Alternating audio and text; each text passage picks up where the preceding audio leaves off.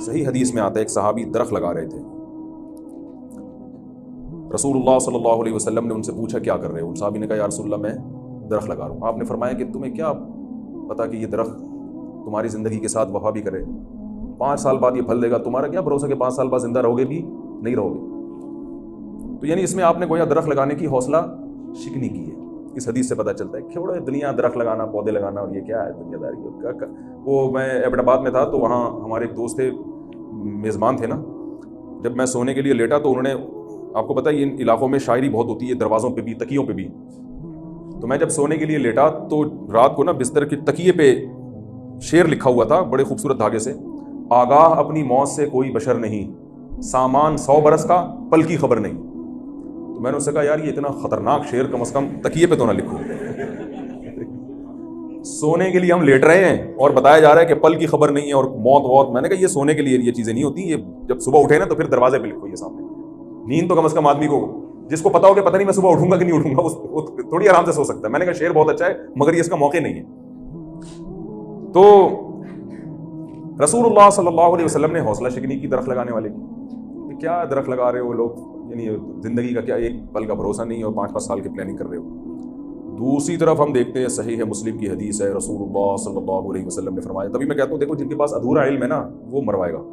جس نے یہ حدیث پڑھی ہو وہ بلڈنگ بنانے دے گا کسی کو؟ درخت تو پھر بھی 5 سال بعد پھل بھی دے دیتا ہے اور سایہ بھی دے دیتا ہے ٹھیک ہے نا. تو وہ کسی بلڈر کو کہے گا بلڈنگ, وہ تو کہے گا بلڈنگ بنانا تو اسلام میں بالکل بھی جائز ہے ہی نہیں, یہ تو 20 سال کے بعد, یہ تو تیار ہونے میں 10 سال لے لے گی. تو رسول اللہ صلی اللہ علیہ وسلم کی ایک حدیث سے پتہ چلتا ہے کہ درخت لگانا اسلام میں کوئی پسندیدہ کام نہیں. دوسری حدیث ہے, صحیح ہے مسلم کی حدیث ہے, رسول اللہ صلی اللہ علیہ وسلم نے ارشاد فرمایا جس شخص نے درخت لگایا جب تک چرند پرند بھی اس درخت سے کھاتے رہیں گے اس کو ثواب ملتا رہے گا. مرنے کے بعد بھی جب تک درخت رہے گا نا, موت کے بعد بھی اس کا ثواب, اس کو انسانوں کو فائدہ پہنچانے کا تو اور بھی ثواب ہے, اتنا کہ پرندے بھی اگر کھائیں گے نا تو بھی ثواب ملے گا اس کو. اس حدیث سے کیا پتہ چلتا ہے؟ درخت لگانے کی ممانعت ہے یا ترغیب دی جا رہی ہے؟ ترغیب دی جا رہی ہے. تو فرق صرف اتنا ہے کہ پہلا شخص درخت لگا رہا ہے صرف اپنے پیٹ کے لیے, پلاننگ کر رہا ہے 5 سال بعد کی, مقصد کیا ہے؟ صرف اپنا پیٹ. دوسرے کو جو درخت کی ترغیب دی جا رہی ہے اپنے کے ساتھ ساتھ انسانیت کی اور اللہ کی مخلوق کی بھی خدمت. یہ درخت ایک مثال ہے. میں اکثر بیان میں کہتا ہوں نا کہ قرآن و سنت میں جزیات کے ضمن میں کلیات اور قواعد بیان کیے جاتے ہیں. تھوڑی گاڑی اردو ہے, یعنی مثال سے پورے قاعدے بیان کیے جاتے ہیں. جیسے قرآن میں آتا ہے ماں باپ کو اف نہ کرو, تو مطلب اف نہیں ہے, مطلب تکلیف نہ دو. تو لا کیا ہے؟ تکلیف دینا حرام ہے. اس تکلیف کا ایک جز کیا ہے کہ اف کہنا. اب کوئی کیا گالی دینے کا تو قرآن میں کہیں ذکر نہیں ہے کہ گالی, میں تو اف کرنے پر پابندی ہے, میں گالی دے رہا ہوں, تو یہ غلط بات ہو جائے گی نا. تو یہ درخت ایک مثال ہے, ایک ایگزامپل ہے, کیونکہ درخت سے بھی خیریں پھوٹتی ہیں. کیسی خیریں پھوٹتی ہیں کہ ایک درخت جب آپ لگاؤ گے تو اس میں درجنوں پھل پیدا ہوں گے, پھر ان پھلوں میں ہر بیج میں درجنوں درختوں کی صلاحیت ہوگی. درخت سے درخت لوگ سایہ حاصل کریں گے, آکسیجن فضا میں زیادہ پھیلے گی. درخت کی خیریں بہت ہیں. تو مطلب حدیث کا درخت نہیں ہے ہر وہ کام جس میں متعدی خیریں ہوں, یعنی وہ ملٹی پلائی ہوتی چلی جائیں وہ خیریں, وہ والا کام کرو.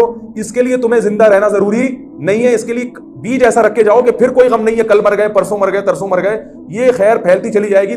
تمہارا جو اکاؤنٹ اللہ کے بینک میں کھل جائے گا.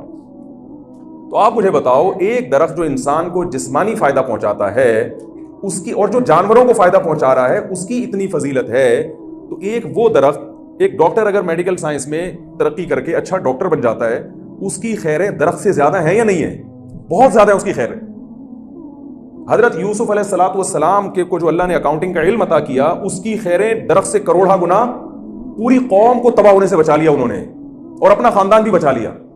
ہم یہ چاہتے ہیں کہ مکھنچو بن کے زندگی گزارے. مکھنچو سمجھتے ہیں نا, جو جتنا نیک ہوگا نا اتنا بڑا مکھنچو ہوگا, معذرت کے ساتھ, جس کو دنیا کا کچھ پتا نہ ہو, جس کو نہ کپڑے پہننے کی تمیز ہو نہ چلنے کی تمیز ہو, کہتے ہیں بہت سادہ انسان ہے.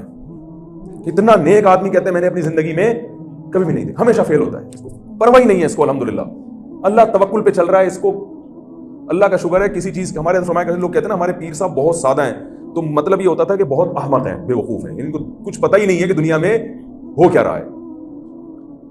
تو بھائی اگر کچھ چاہتے ہیں کہ اللہ کی نظر میں کچھ بن جائیں, کچھ مقام حاصل کر لیں, تو انسانیت کی خدمت کے جذبے سے, ملک اور قوم کی خدمت کے جذبے سے آپ جس لائن میں ہیں, لائنیں بہت ساری, پہلی بات صحیح لائن کا تعین کرنا ہے آپ نے.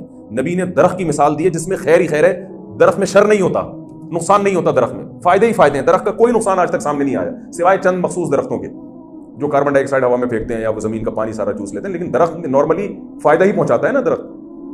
تو درخت کی مثال اس لیے دی گئی ہے کہ آپ نے ایسے شعبے کا انتخاب کرنا ہے جس میں محنت کم ہو اور اس کا آؤٹ پٹ زیادہ ہو.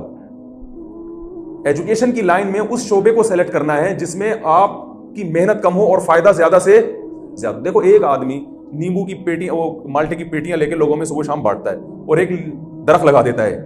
محنت درخت لگانے والے کی کم ہے, لیکن وہ ہمیشہ کینو پھینکتا رہے گا, درخت جو ہے نا ہمیشہ دیتا رہے گا. محنت اس کی کم ہے لیکن فائدہ اس کو زیادہ ہے. درخت کی مثال اس لیے دی جا رہی ہے کہ اس میں محنت کم ہے, آؤٹ پٹ اس کا بہت زیادہ ہے.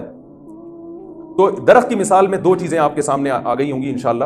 ایک تو یہ کہ آپ نے ایسے شعبے کا انتخاب کرنا ہے جو انسانیت کے لیے مفید ہو. اب اگر آپ مصور بن رہے ہیں, اس کا انسانیت کو کوئی خاص فائدہ, میں تو اسکولوں پہ حیران ہوتا ہوں, ماتم کرنے کا دل چاہتا ہے. ڈرائنگ کی کتابیں اور کلر کے ڈبے خرید کے ادھواں ہو گیا ہوں میں. پتہ نہیں کیا کرا رہے ہیں بچوں کو یار, ڈرائنگ پہ کیوں اتنا فوکس, کیا کرنا ہے اس نے کیلے میں پیلا رنگ بھر کے. اب یہی ہو رہا ہے نا اسکولوں میں, او لیول اے لیول اسکولوں کی بات کر رہا ہوں. ابھی تو میں تھپڑ مارنے والا تھا بچوں کو, بچ گئے میرے ہاتھ سے. ہر تھوڑی دیر میں آ جاتے ہیں کہ ابو وہ چاہیے ہمیں, اسکول میں کہا ہے کہ وہ یلو کلر لے کر آؤ. کیا کرنا ہے, وہ بنانا میں بھرنا ہے. کیوں بھرنا ہے, اس سے کیا ہو جائے, اس قوم کی کیا خدمت ہو رہی ہے بھائی اس سے. ایپل میں ریڈ کلر بھرنا ہے اور اس میں یہ ڈرائنگ میں ماہر. بھائی ڈرائنگ میں مہارت سے قوم کو کیا فائدہ ہوگا. اگر تھوڑا بہت فائدہ ہو بھی جائے تو محنت زیادہ ہے, فائدہ کم ہے. لیکن اسکول والے کر رہے ہیں, پوئم پہ زور ہے زیادہ. کچھ بچے کچھ پوئم سیکھ لیتے ہیں, ماں باپ سمجھتے ہیں ہمارا بچہ فرفر انگلش بولتا ہے. بھائی وہ اتنی بولتا ہے بس سے آگے نہیں بولے گا وہ. ہمارا تو ایجوکیشن سسٹم بالکل برباد ہے. اس سے کریٹو سوچ رکھنے والے پیدا ہو ہی نہیں سکتے. جو ہمارے ملک میں بڑے بڑے سائنسدان پیدا ہوئے ہیں نا, یہ اسکولوں کے باغی تھے. ڈاکٹر عبدالقدیر خان جیسے جو سائنسدان ہیں, یہ ان اسکولوں والے ماحول سے پڑھ کے نہیں, اپنی صلاحیتوں کی بیس پر ہوئے ہیں. یہ بھی بات آپ لوگوں سے کبھی چھاؤں میں بیٹھ کے کرنی کی ہے کہ آپ لوگ کچھ اسکولنگ پہ بھی محنت کریں. جن کو اللہ نے صلاحیت دی, اپنے اسکولوں کا جال بچھائیں پورے ملک میں. کوئی ایسا ایجوکیشن سسٹم ہو کہ جس میں آپ کی مرضی کا سلیبس ہو, اور اس میں جو ہے نا یہ جو گند چل رہا ہے نا ہمارے معاشرے میں, یہ اس سے کچھ بھی نہیں حاصل ہونے والا. عجیب نظام ہے, گندا نظام ہے, صلاحیتیں برباد ہو رہی ہیں. ہمارے ایک رشتہ دار ہیں, انہوں نے اپنے بچوں کو اسکول میں نہیں بھیجا, خود گھر میں پڑھایا. 3 سال میں ان کے بچے اتنا کچھ سیکھ چکے تھے جو ایک 9th اور 10th کلاس کے بچے کو آتا ہے. ہوم اسکولنگ کی بھی آج کل ورکشاپ ہو رہی ہے. ڈاکٹر ذیشان احمد کا بھی وہ بھی ورکشاپ آپ اس کو بھی اٹینڈ کریں تو آپ کو پتہ چلے گا کہ یہ اسکولوں میں کتنا وقت برباد ہو رہا ہے. تو خیر, تو پہلی بات یہ کہ آپ نے ایسے شعبے کی سلیکشن کرنی ہے جس میں فائدہ قوم کو زیادہ ہو. اپنے آپ کو بھی فائدہ انشاءاللہ ہوگا, جب قوم کو ہوگا, لوگوں کی ڈیمانڈ پوری کریں گے تو آپ کو بھی اس کو فری فورڈ میں تھوڑی کریں گے, صحیح ہے نا, تو آپ کو بھی فائدہ ہوگا. تو اب شوبز کی دنیا میں جانے کا کسی کا پروگرام ہے, اس کا کوئی فائدہ نہیں ہے. ناچ گانے اور ڈانس کو اگر آپ باقاعدہ ایجوکیشن اس کی حاصل کر کے, کیا ناچنے کے کیا قوم کو کیا فائدہ ہوتا ہے. وہ لوگ کہتے ہیں کہ بھائی ریلیکس ہو جاتے ہیں, تو پھر ہیروئن چرچ میں جتنی ریلیکسن ہے نا, وہ ناچ گانے میں نہیں ہے. صرف ریلیکس کر دینا لوگوں کو, یہ کوئی خدمت نہیں ہے. لوگوں یہ ذہن میں رکھیں, صرف ریلیکس کر دینا لوگوں کو یہ کوئی خدمت نہیں ہے. یہ جو ریلیکس ہے اور لطیفے اور مزاح ہے اور جو ذہنی تفریح ہے, اس کی مثال علماء یہ دیتے ہیں جیسے کھانے میں چٹنی. سمجھ رہے, کھانا جب انسان کھاتا ہے تو 2-4 نوالے بھی لے لیتا ہے چٹنی کے, لیکن اگر چٹنی ہی کھانا شروع کر دے, کسی کو اوڑھنا بچھونا بنا لے, تو یہ پھر غلط ہے. تو ایسے شعبے کو اختیار نہیں کرنا ہے جس میں نہ آپ کا فائدہ اور نہ قوم کا فائدہ. شعبہ وہ اختیار کرنا ہے جس میں لوگوں کا فائدہ ہو. اور دوسری بات یہ کہ اس میں زیادہ ہوں. دوسری بات یہ کہ اس میں آپ کی نیت ٹھیک ہونی چاہیے. یہ بہت اہم پوائنٹ ہے. یہ جو ڈاکٹر ہمیں اکثر جنتی نہیں لگ رہے ہوتے ہیں نا دیکھنے میں, اکثر کہہ رہے ہیں, اس لیے کہ سارے نہیں ہیں. وجہ اس کی یہ کہ کام اتنا زبردست کر رہے ہیں کہ قرآن کہہ رہا ہے جس نے ایک انسان کی جان بچائی, گویا اللہ اتنا خوش ہوتا ہے اس بندے سے کہ اس نے گویا پوری انسانیت کی جان بچا لی. اور اللہ کو انسانیت کی جان بچانے سے کتنی خوشی ہوتی ہے. حدیث میں آتا ہے الخلق عیال اللہ, مخلوق اللہ کے خاندان کا ایک خاندان کے افراد ہیں. عیال کہتے ہیں جیسے باپ کے بچے ہوتے ہیں نا, تو وہ باپ کا عیال ہوتے ہیں. باپ سب سے زیادہ اہمیت کس کو دیتا ہے, اپنی اولاد کو. یار پہلے اپنے بچوں کا پیٹ بھروں گا, بعد میں اڑوسی پڑوسی. اور بچے بھوکا سوئیں, بچے بیمار ہوں تو باپ کی نیندیں اڑ جاتی ہیں. تو اللہ نے کیا فرمایا, حدیث میں آتا ہے کہ یہ مخلوق اللہ کی عیال ہے, اللہ کو ان سے ایسی محبت ہے جیسے باپ کو اولاد سے ہوتی ہے. تشبیہ دی جا رہی ہے. تو اللہ فرماتے ہیں جس نے ایک کی جان بچا لی, اتنی مجھے خوشی ہوتی ہے, گویا میرے ساری جو ہے نا اس نے میرے خاندان کو اس نے بچا لیا, مجھے اتنی خوشی ہوتی ہے. تو جس آدمی سے اللہ اتنا خوش ہو, اس کے تو چہرے پہ اتنا نور ہونا چاہیے کہ لوگ اس سے نور ادھار لے کے جائیں, اتنا نور اس کے چہرے پہ ہونا چاہیے نا بھائی. بہت مشکل ہے سمجھانا بھائی, اس سے تو دم کرانا چاہیے. کیا خیال ہے, جن بھگوانے چاہیے اس سے. ڈاکٹر صاحب آپ نے ایک نہیں, آپ نے سینکڑوں انسانوں کی جان بچائی ہے, آپ اللہ کے انتہائی محبوب بندے ہیں. میری بیوی پہ جن آیا ہے وہ آپ اتاریں. ہونا چاہیے نا. لوگ بھائی علماء کے پاس آتے ہیں, نیک لوگوں کے پاس آتے ہیں, بھائی یہ نیک ہیں تو یہ جن بھگا دیں گے, لیکن کوئی جاتا ہے بلکہ اور الٹا ڈاکٹروں کو گالیاں دے کے نکل رہا ہے, پیسے کھا لیے سالے نے, دیر سے انجیکشن لگائے.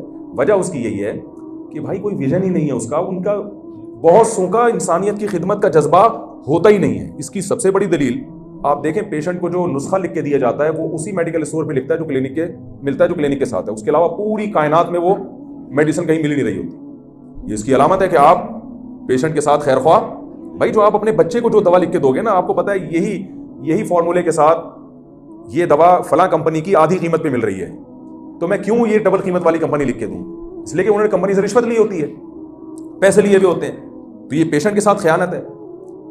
ایسی نیت کے ساتھ آپ کروڑوں انسانوں کی بھی جان بچا لینا, اللہ کی نظر میں کوئی ویلیو نہیں. اللہ کہتے ہیں تمہارا پیشہ ہے, تمہاری کون سی نیت مجھے راضی کرنے کی ہے. تمہیں پیسے مل گئے, ٹھیک ہے, تمہیں ٹکٹ بھی مل گیا سیر سپاٹے کا جو کمپنیاں دیتی ہیں, تو وہ سب کچھ ہو گیا, بس میرے پاس تمہارے لیے کوئی حصہ نہیں. تو یہی اگر نیت اچھی ہو جائے گی, بھائی یہ بہت مقدس شعبہ ہے, صرف میڈیکل سائنس کا نہیں ہے. جتنے بھی شعبے جن سے آپ لوگ وابستہ ہیں, ہر شعبے کی ایک اہمیت ہے. تو دوسری کام آپ لوگوں نے, یہ پہلا کام تو یہ کرنا ہے ان شعبوں کی اہمیت دل میں بٹھانی ہے. دوسرا اس شعبے کی سلیکشن کرنی ہے جس میں محنت کم اور فائدہ زیادہ ہو. تیسرا کام نیت درست کرنی ہے. چوتھا اور آخری کام آپ نے یہ کرنا ہے, بلکہ اس کے علاوہ ایک اور کام ہے جو پانچواں آپ اس کو سمجھ لیں, وہ میں آخر میں بتاؤں گا, کہ آپ کا ویژن بڑا ہونا چاہیے.